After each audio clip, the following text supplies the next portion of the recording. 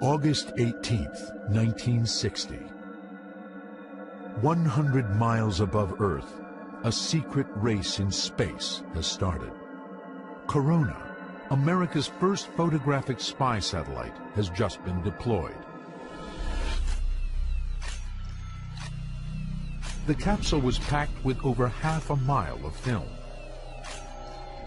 The camera could capture images of objects as small as a truck on Russian territory, at least on a clear day. The satellite would be taking pictures. A parachute would open. They'd go to all this trouble of capturing this capsule that's coming back down to Earth. Aircraft would rush it from Hawaii, where they're capturing it, to Washington, where they're developing the film, and then they put it on these big light tables. And they look at these pictures, and what do they have?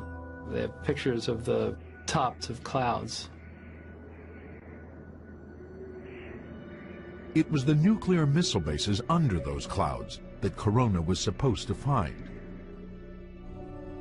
The smartest engineers the CIA could find had gotten it off the ground. On my mark. But in space, it was missing a human touch. Some thought it could never work without a human at the controls, without a finger on the shutter.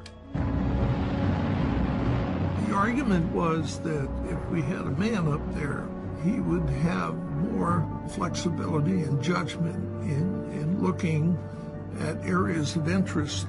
And spying was just one possibility. One of the more amazing documents that we got was this list of experiments. Among those were going up there and capturing a Russian satellite, maybe knocking a Russian satellite out of orbit, or completely destroying a Russian satellite. But the risk of launching astronauts on covert missions to space was enormous. Any attempt had to be kept completely secret.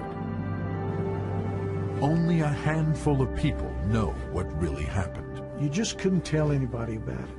Nobody. I didn't tell my wife anything. I wasn't allowed to. Program is still classified. Nobody's ever told us it wasn't. Up next on Nova, a space story you've never seen. The story of the Astro Spies.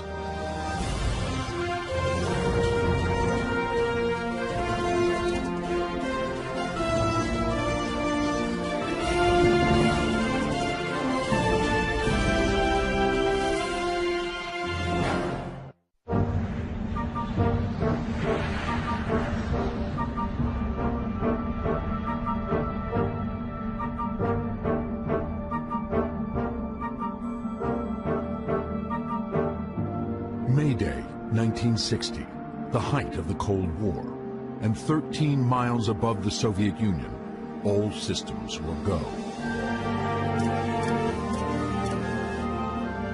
The CIA's secret U-2 spy plane was on a mission to confirm an alarming intelligence tip.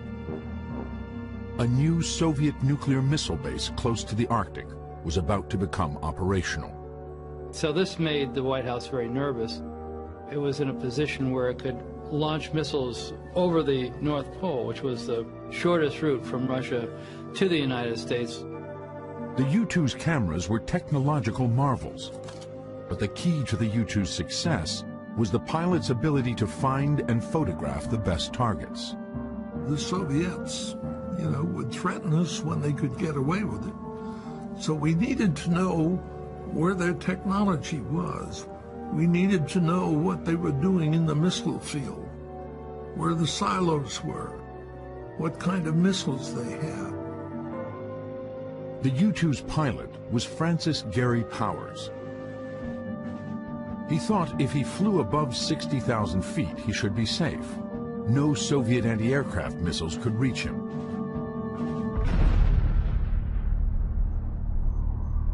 He was wrong. When Gary Powers was shot down, the president said, no more U-2 overflights. So that put the United States in a very bad position. We had these U-2s and we couldn't fly them over the Soviet Union. You don't want to cause a provocation and you don't want to be shot down. What's the answer? Well, you go up into space.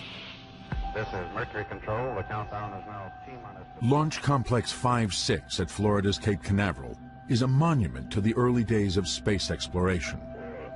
3, 2, 1, 0.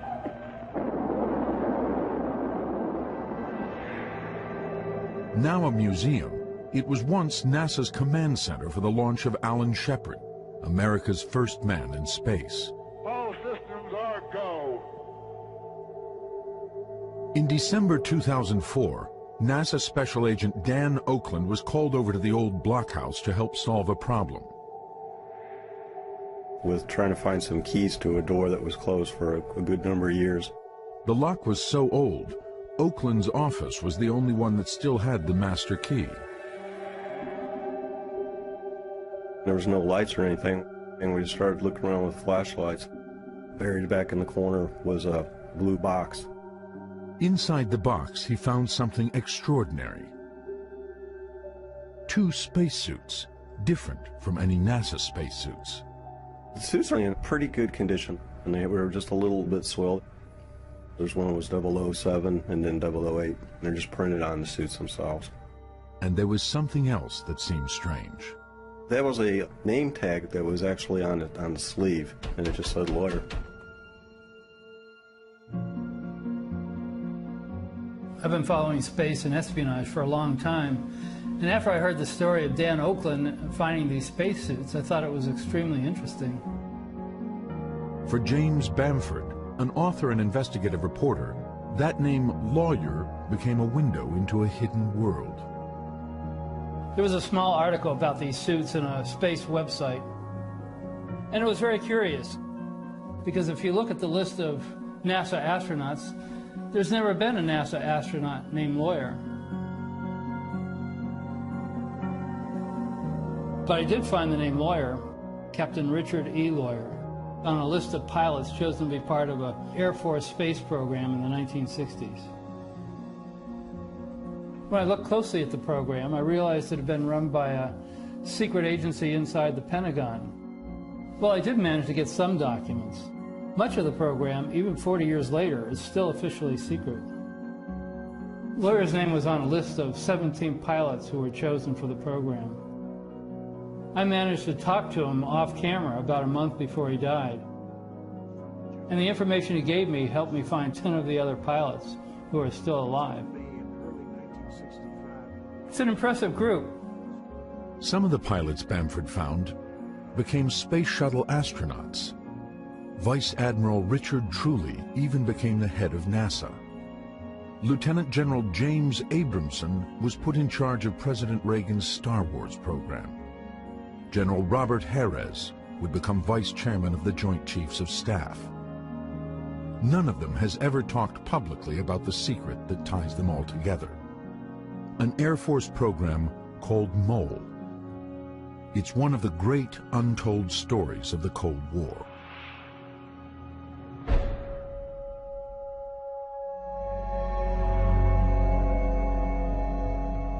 The story begins in January 1964 with a new group of America's best military pilots arriving at Edwards Air Force Base in California. They had been assigned to train at a place called ARPS, the Aerospace Research Pilot School. So I arrived at Edwards into what they called ARPS. Didn't know a soul. Run by Chuck Yeager, the first man to fly faster than the speed of sound, ARPS was a school where some military pilots with the right stuff were groomed to become astronauts in NASA's civilian space program. This year, it was different. As we went through our student year and got toward the fall, we realized that something funny was going on, and the thing that was funny going on was they were actually conducting a secret, I guess you'd say, a crew selection. Without them knowing it, they were actually competing with each other for this program. They were being watched and being evaluated by these people to see who would make the best astronauts. The program was so secret it was even kept from the potential astronauts themselves. We'd fly in the morning, we would have classes in the afternoon, and we'd study and reduce data at night.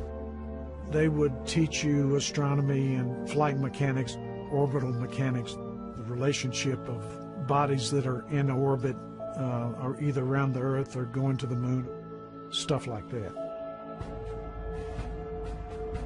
For the students, it was more than just books and flying.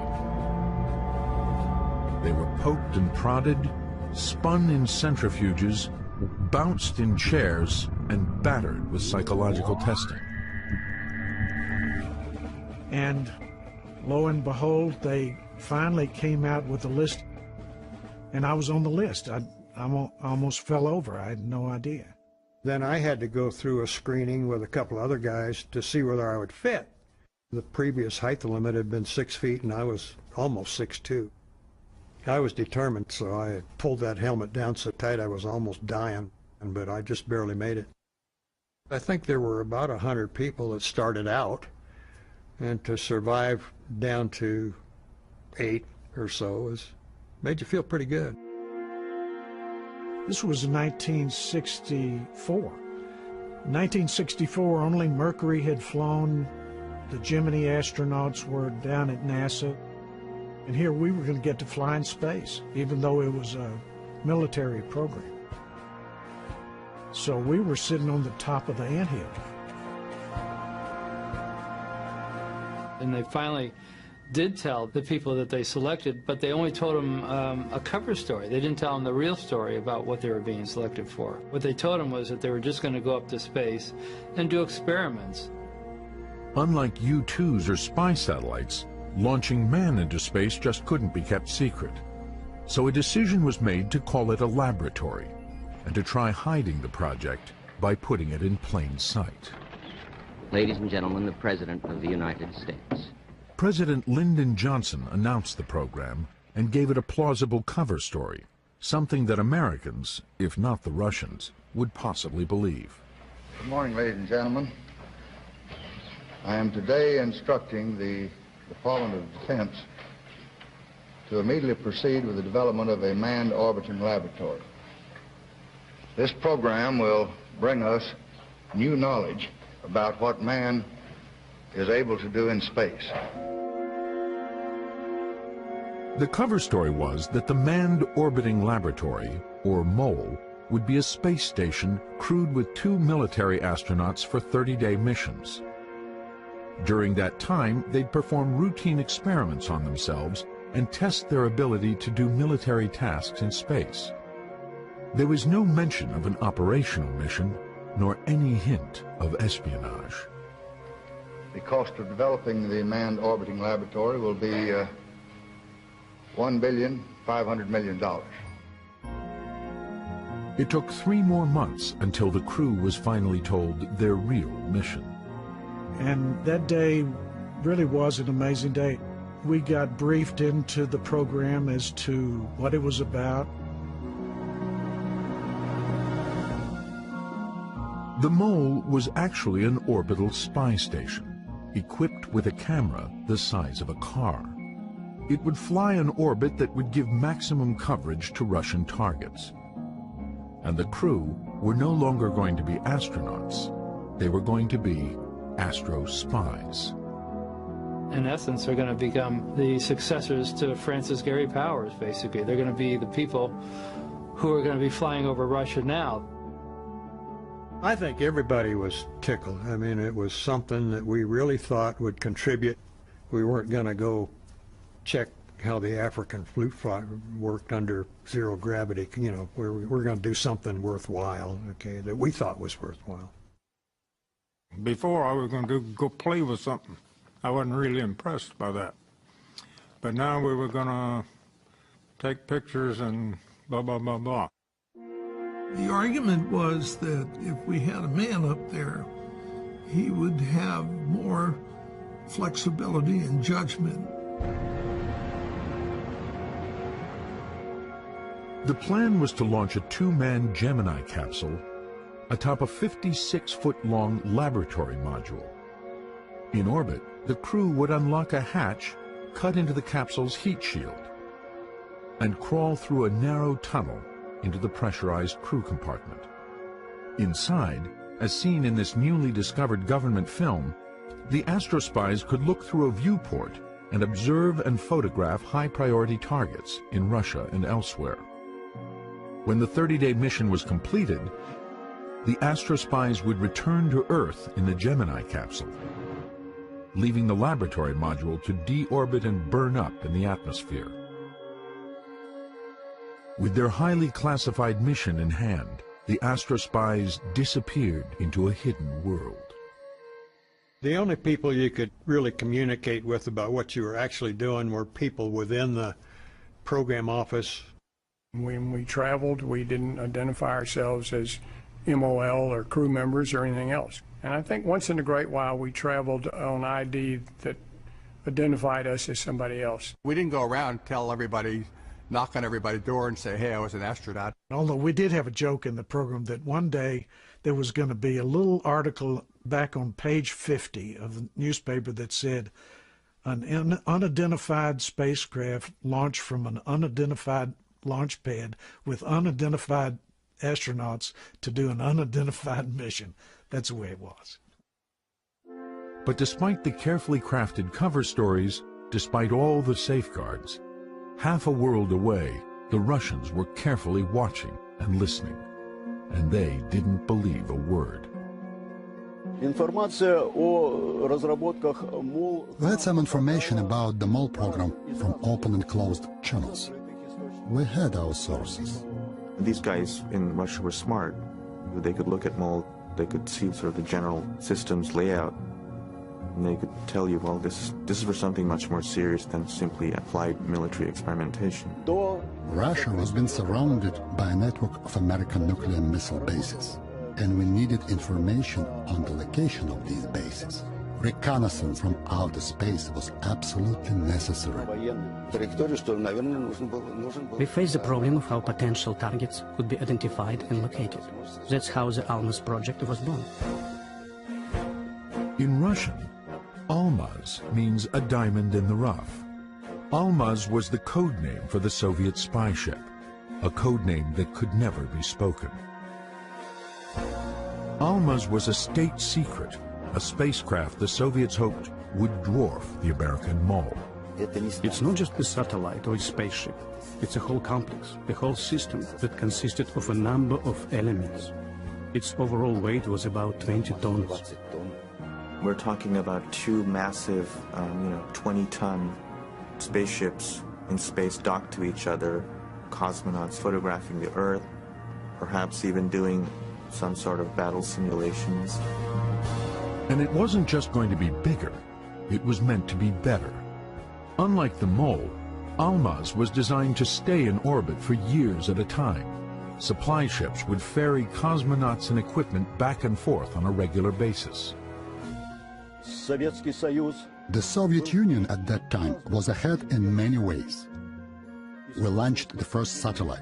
We had the first spaceman, so we believed we were ahead of everybody. Almaz and MOL were, in some sense, kind of the shadow space race. It was the one without the parades.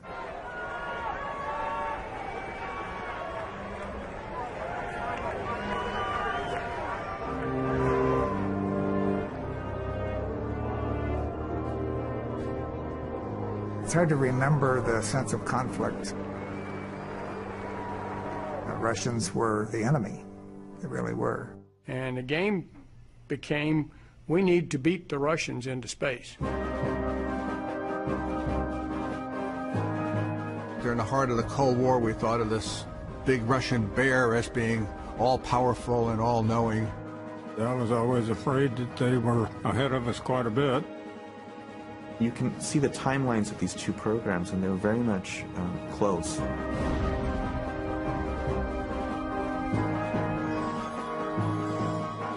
Hidden from view, an intensive training program began. MOL crew members began simulating life in zero gravity. We did some of the work in zero-G airplanes, particularly learning how to crawl through that hatch in the Gemini B. One task the Astrospy simulated over and over was one of the most basic, going back and forth through the hatch and narrow tunnel that connected the Gemini capsule to the laboratory module. One would go back into the Gemini through this really awkward tunnel. Now, as we progressed on the program, we got better at what we were doing. In an eerie parallel world, cosmonauts were practicing exactly the same maneuvers in Russian airplanes. Even though there was no exchange of information between the Americans and the Soviets, we were thinking in the same direction.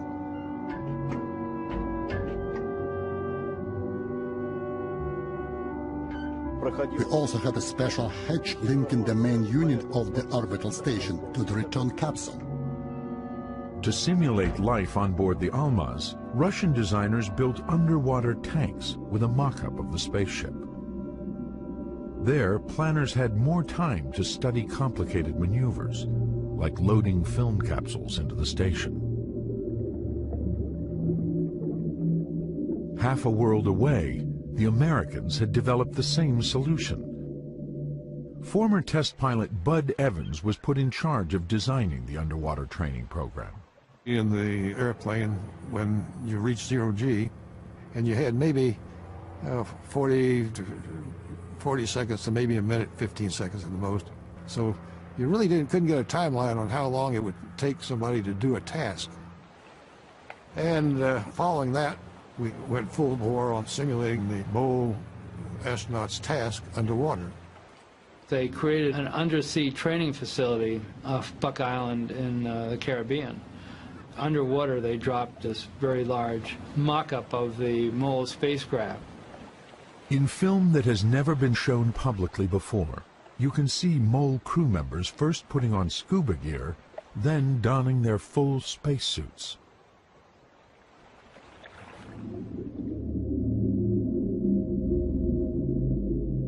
It was very similar to what it would be in space. Cutting out some of the gravity, you can't move very well.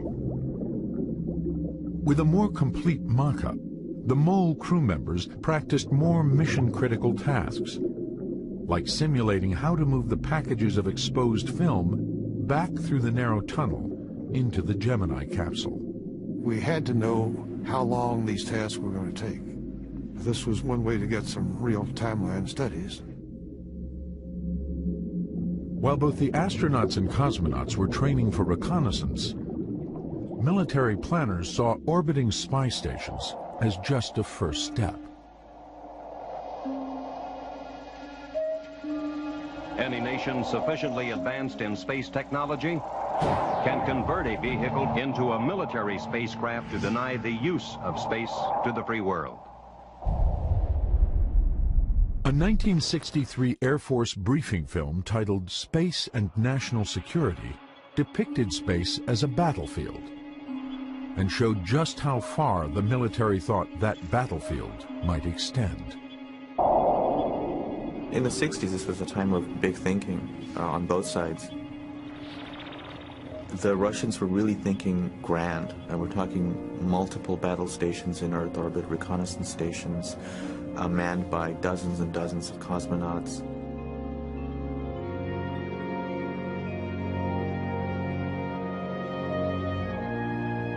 One of the more amazing documents that we got was this list of experiments that were going to be used on the MOL.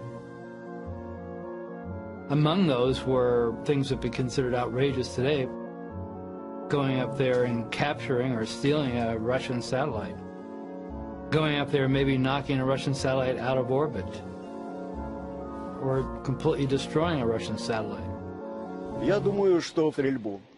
Of course, we did realize that the Americans tried to develop the satellite interceptors and killer satellites. So we decided to develop a special cannon that was placed on the orbiting station. We just wanted to test and see how it worked in outer space. If somebody wanted to inspect or even attack the Almaz, we could destroy it.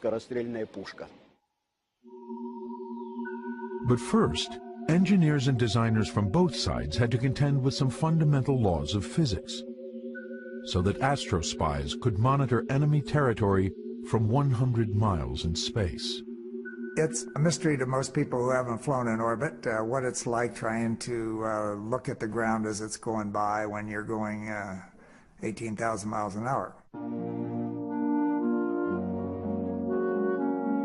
Just looking out the window with normal or the equivalent of 20/20 vision, you could see tankers, oil tankers in the Gulf of Oman. They looked about that big. You couldn't see anything smaller than that without magnification. The magnification system developed for MOL was the state-of-the-art in optical engineering. The camera system and optics, an advanced set of folded mirrors tucked into the station, were so far ahead of their time that a nearly identical configuration is still in use today.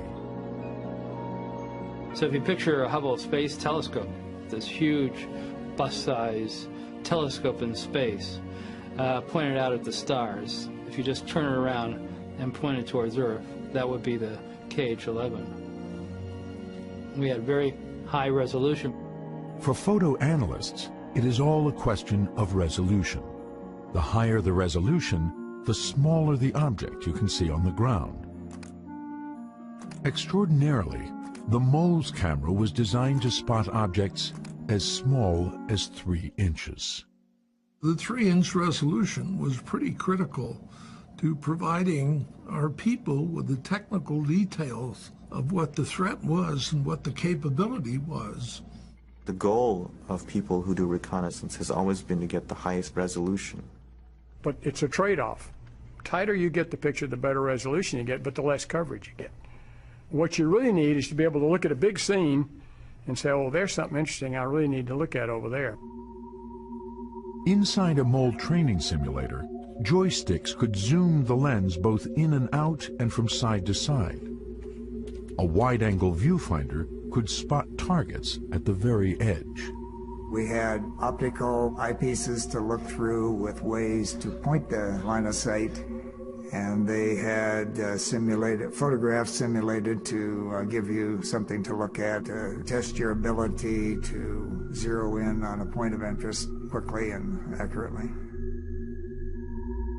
The camera system was a huge engineering challenge. It required great precision while the target was in motion and the station was orbiting over the poles. They're trying to take a picture of something on Earth. As the Earth is going around on its axis at 1,000 miles an hour, and they themselves are traveling around the Earth at 17,500 miles an hour. It was an extremely difficult scientific task to try to create a camera system that could take a very accurate picture, knowing that everything is moving at a different relationship to each other. In both countries, engineers struggled to create rudimentary motion tracking systems. We had other devices for reconnaissance, but we needed to create a control system that could fix the camera on the targets to avoid blur. On Almaz, they had a particular instrument which would basically freeze the image. They would actually have the camera move and compensate for the angular distance between a particular point. So as Almaz was flying over, the camera would sort of shift slowly to keep its sights on the particular territory. MOL's tracking and targeting system was computerized, but computing was still in its infancy. And by today's standards, they're really crude. They were IBM 4Pis. I don't think they had 50,000 words of storage in them. You could actually go to IBM, actually went there and watched, believe it or not, these ladies sitting there stringing these little magnetic cores on these wires to form the memory of this thing. You've got more on your cell phone probably than they had in those computers. But orbiting computers and tracking systems weren't what made the MOL extraordinary. The difference between the MOL and an unmanned system is that here's a system with people in it. People are, hands-on in the spacecraft, making decisions and adjusting it and so forth. That's the difference. You have to ask yourself the question, I'm investing an enormous amount of resource to maintain a crew up in space. Now, what they can provide is a real-time analysis of the targets. They can look at something and they can say, well, this is something interesting and we should find out more about this. But is it worth that amount of resources to have a crew just tell you that? The MOLE program to put human beings in orbit was going to cost more money because everything had to be man-rated. There had to be safety features. It's extra weight. It means the vehicle has to be bigger. It has to have more fuel. It just adds cost everywhere along the line. MOL was a very expensive program. It seems like chicken feed today. It was I think it was a $3 billion program, but in the 1960s, that was a lot of money. Think back in the mid to late 60s, Johnson was the president. He was trying to fund all the Great Society programs. He was trying to fund the expansion of the war in Vietnam. He was trying to fund going to the moon on Apollo, and here we were. And we would take a cut basically every year, and we used to jokingly tell ourselves that the only thing that remained constant on the program was the number of days till the first launch. The scheduled launch date for the first MOLE mission was August 1970. The Russians planned to launch Almaz that April to commemorate Lenin's 100th birthday. But in November 1966, the Americans seemed poised to make a huge leap forward. At Cape Canaveral, a unique rocket configuration was rolled out to the launch pad. Atop the standard Titan 3C solid rocket boosters was a hollow mock-up of the MOLE laboratory.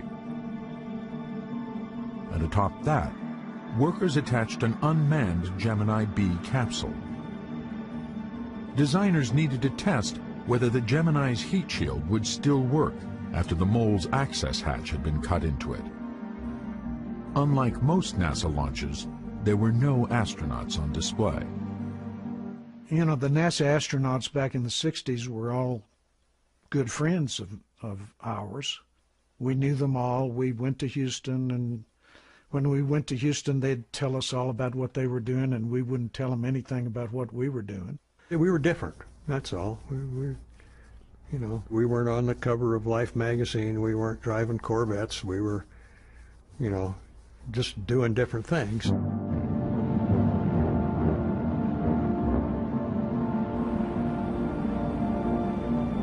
At 8:50 on November 3rd, the MOLE program literally got off the ground.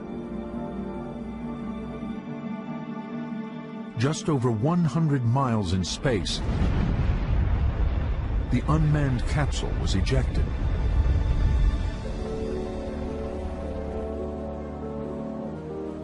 U.S. Navy ships recovered it 5,500 miles out in the Atlantic. The capsule was intact and proved that pilots could survive re-entry. But surviving their training program was another question. Major Robert Lawrence was one of the final crew members chosen for MOLE. He was one of the Air Force's best pilots. He had a Ph.D. in chemistry, and he was the first African-American selected to be an astronaut. Bob was such an excellent pilot that the idea of him having an accident really had never entered my mind. They were doing a simulated shuttle approach in an F-104, which was a very difficult maneuver.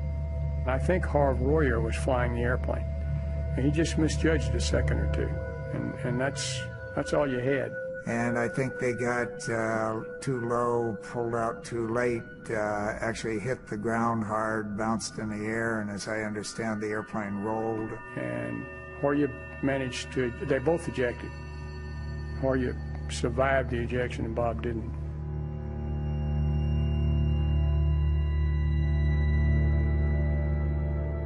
I was standing at home changing the buttons on a dress, and I looked out the window and saw Bob Harris coming up the walk. I thought, I don't have to ask. It's what they call a life-changing experience, you know. Suddenly, you know, in the morning everything seems okay, and then a few minutes later, it's all over. That morning, Bob wanted to change his flight and wanted me to fly in his place on that particular flight. That's about all there is to say. I should have been in the back seat of that airplane instead of him. The accident served to make us realize that we really were a very small group and we had a big problem.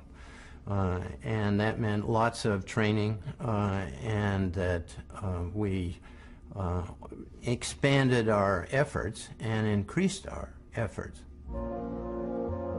By the beginning of 1969, the secret race between Russia and the U.S. to launch the first spies into space seemed to be neck and neck. Both sides had made significant advances, but they were both years behind schedule. We thought that in a coming year or two, we would be able to launch the space station into orbit. Still, our program fell behind by 3 years. For the first time, I know I personally was beginning to believe, I believe this can work. Well, some of them might have been a bit worried about what the Russians were doing at this point. What they really didn't know was that the competition was less with the Russians than it was within their own government. Right around the corner from them was another agency called the NRO, the National Reconnaissance Office. The National Reconnaissance Office was extremely secret during the 1960s. Matter of fact, even its name wasn't declassified until the early 90s. Their job was to try to find a way to put satellites up there that could get the very same resolution. They were going to develop a competitive system, and the CIA backed that. Larry Scantz, who had worked at NRO and later helped plan MOLE, was one of the few people with a security clearance for both programs.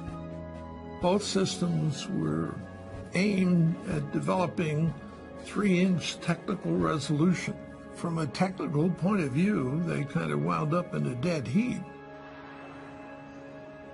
We were aware that there were unmanned reconnaissance satellites with truly impressive capability on the drawing board.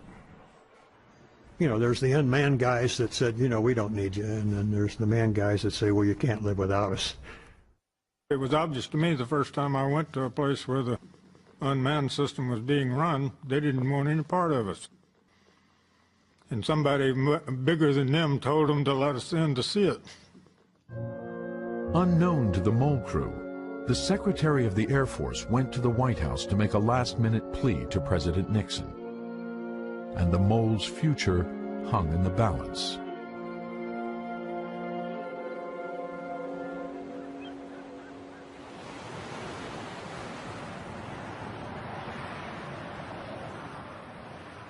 For Hank Hartsfield, the morning of Tuesday, June 10th, 1969, was like any other. I jumped in my little MG, and as usual, I had a little plug in my ear to listen to the local news, and was happily driving down 405. They came in with an announcement. This morning, the Manned Orbiting Laboratory has been canceled by the Department of Defense. Holy cow, what's going on here? And there was 2 news stations. I switched to the other one to see if the story would be any different, and it wasn't. I was in a meeting arguing with an engineer, and I felt this tap on my shoulder, and I looked around, and it was Mac. And I looked in his eyes, and he said, real low, nobody else in the room heard him, he said, the program's canceled. And I turned around to this engineer that I was arguing with, and my mind was blank. I didn't know what we'd been talking about. What happens to the 14 astronauts now who've been training for lengthy missions? Well, they'll find, I'm sure, appropriate assignments elsewhere. They're a very good bunch of boys, and I'm sure they'll have many opportunities to use this experience in their furtherment of their careers. Okay, sir. Thank you. The end of the mole program turned out to be as low-key as its beginning. 6 weeks later, the world focused on man's role in space, but they were watching Neil Armstrong step foot on the moon. Oh, that looks beautiful from here. It has a stark beauty all its own. The world was unified at that point, and I think everybody was happy that a human being had landed on another planet. By the same token, I would say that I still cry at night a little bit about not getting to go. The Americans had just landed on the moon in 1969, which was probably the greatest event in the history of space exploration so far. The Russians had completely been upstaged. They'd lost the moon race. So Dmitry Ustinov, who's basically the effective head of the Soviet space program, demands something to respond to this. This is what the Russians came up with. This is the spy station called Almaz. 13 years in the making, the sole remaining capsule is locked away in a warehouse on the outskirts of Moscow. It is a closed facility, a place foreigners are still denied access. Nova's cameras were allowed inside, but only with a Russian camera crew. The Almaz capsule was divided in 3 sections. One section was the crew quarters, a rudimentary bed, a table where cosmonauts could sit and prepare food, a tank to sip water from. Another section was mainly taken up with the sensors.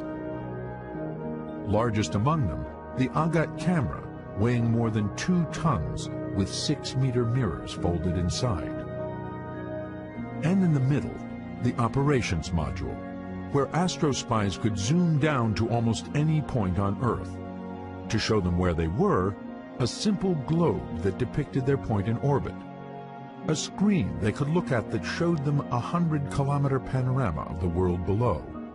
In front of that screen, a viewfinder that could zoom in to 100 meters.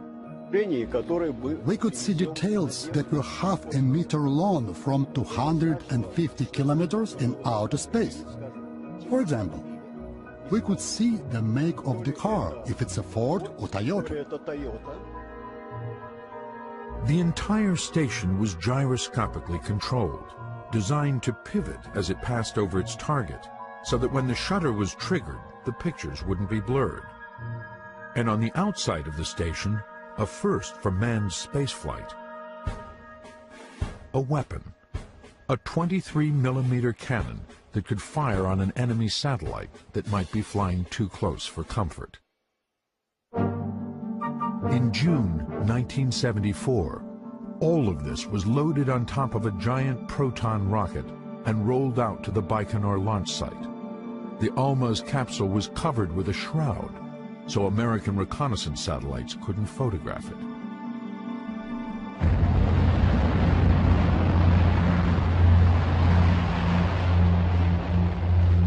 Nine days later, Colonel Pavel Popovich and his flight engineer, Lieutenant Colonel Yuri Artukin, were launched into space to dock with the Almaz station. They were the first astrospies to orbit the Earth. Their mission lasted 15 days. Valery Romanov is a cosmonaut who trained on the Almaz program in the 1970s. Inside the command center, he demonstrates how Popovich's mission worked. These are the synchronization levers. By pushing the button, we could switch on the camera. But the process itself went like this. Here is the panoramic screen where I can see the ground beneath the station. And this is how I zoom in. So, for example, I'm flying over the ocean and I spot a warship. I can see it's going a little bit to the right, so I can rotate the station a little to keep watching it and then film it. 1, 2, 3, and I have a picture. We had a special system to develop the film.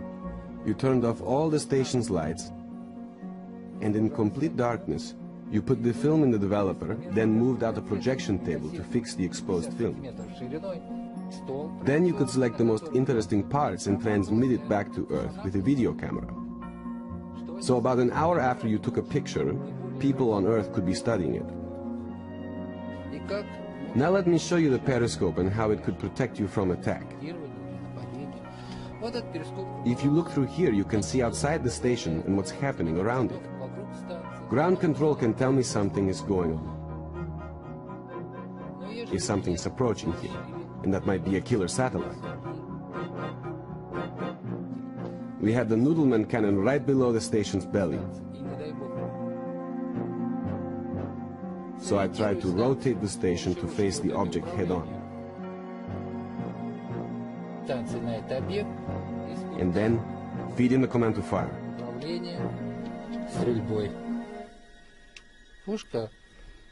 Fortunately, that never happened. We were afraid about what would happen to the station if we fired the cannon, so we never tested it with the man on board.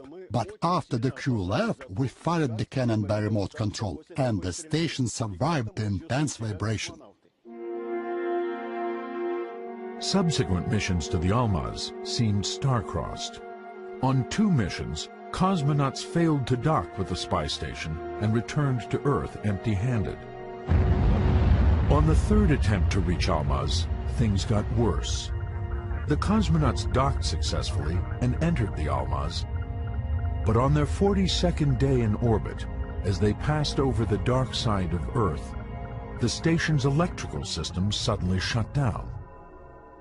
Alarms sounded, and the station was plunged into darkness. Out of radio contact and drifting in space, the cosmonauts struggled for 2 hours to bring the craft back to life. When power was restored, the frailty of man in space became clear. The flight engineers suffered a breakdown and began experiencing audio hallucinations. No medicine on board could help. 6 days later, the cosmonauts were ordered back to Earth. In February 1977, Viktor Gorbatko, a Soviet Air Force colonel, was the last pilot to command Almaz. His mission was almost flawless. When we flew over the United States, I looked down and immediately recognized New York.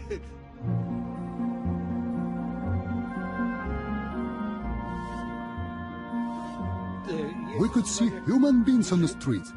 I would say we could see objects about 1 meter in size. I had enough time to count planes on the ground when we flew over military bases. We just had to shoot film of any weapons we could spot. That was about all we had to do. Circling the Earth every 90 minutes, he said the Almaz orbit was useful not only for spying on the U.S., but also on its allies. Our main assignment with the Agat system was to film ships and planes on the other side. There was some military tension in Israel, so we had to count how many planes they had. To Colonel Gorbatko, there was a big difference between space espionage and space wars. My mission has a peaceful character. We didn't shoot, we just took pictures. So we were space spies. That would be a good title for a movie. But far below, in Moscow, senior Kremlin officials were asking the same question their American counterparts asked 8 years before. Was this really worth the effort and the risk? One of the biggest ironies here was that the Russians probably felt that they won, but in the end it was a hollow victory because they ended up basically coming to the same conclusion. It just took them about a decade longer. On February 25, 1977, at 9:21 a.m. Moscow time, Colonel Gorbatko undocked from Almaz and descended towards central Kazakhstan. He and his partner would be the last astro spies. After 13 years of extraordinary effort by scientists from both sides, with billions of rubles and billions of dollars spent, only 5 missions had been launched, all by the Russians, and just 2 of those were deemed a success.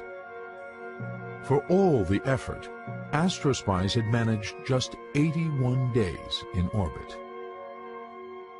In the end, it came down to a competition of man against machine, and machine won. I absolutely think it was a premature decision to close down the program. They insist the space station without the pilots are more efficient. I would insist that is wrong. I thought it was a good program. I think we could have done something really worthwhile. I think it was aborted prematurely as far as we were concerned. I think it was positive. I'd like to think, and I believe I'm correct, that we had a positive influence on the way things would be going in the future. 2 months before the last Russian cosmonaut left the Almaz, America's National Reconnaissance Office successfully launched its first KH-11 unmanned spy satellite. Said to be capable of capturing images with 3-inch resolution, but using video sensors instead of film. This was the digital age of espionage. This was what had rendered America's astrospies obsolete before they ever flew.